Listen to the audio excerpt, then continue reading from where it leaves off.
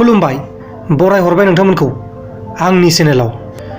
गोबां मानसिफोरानो गाव गावनि न'आव फैनो थाखाय उसुगुदु जागासिनो दं। दिल्लीनिफ्राय डिब्रुगड़सिम सप्तासेनि थाखाय ट्रेना सोलिबाय थागोन आरो जाय बिथांमोना आसामसिम फैगोन बिसोरखौ क्वारेन्टाइनाव 14 डेजनि थाखाय दोननाय जागोन आरो बिसोरो 14 डेजनि थाखाय क्वारेन्टाइनाव थाथारनांगोन। दा बे कर'ना भाइरासखौ लानानैनो मैयाहाय जोंनि भारत हादरनि प्राइम मिनिस्टार बिथां नरेन्द्र मदिया लाइभ फैदोंमोन आरो बुंदों गोदान लकडाउना 4थि खेबनि थाखाय जाबावसिगोन होनना।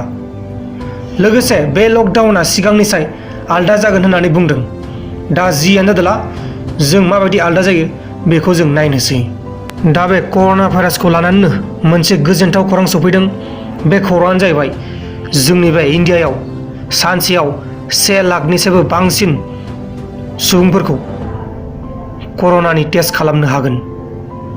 मोजां खौरां लोगोफोर, सानसेयाव जुदि 1 लाख गाहाम मानसिफोरखौ टेस्ट खालामनो हायोब्ला जोबोर मोजां। लोगोसे बे कर'ना भाइरासखौ लानानैनो मोनसे दुखुनांथाव खौरां।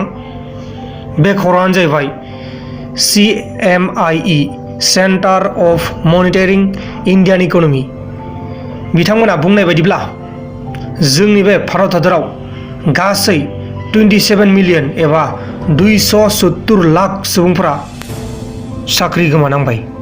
आसरित, बे कर'ना भाइरासनि थाखायनो मा जायो मा जाया नोंथांमोना नुगासिनो दं। आरोबाव बे कर'ना भाइरासखौ लानानैनो गोबां खौरां दंबावो, नाथाय नोंथांमोननो बेबायदि खौरांनि भिडिअ खालामनो समाय मोनाखैमोन।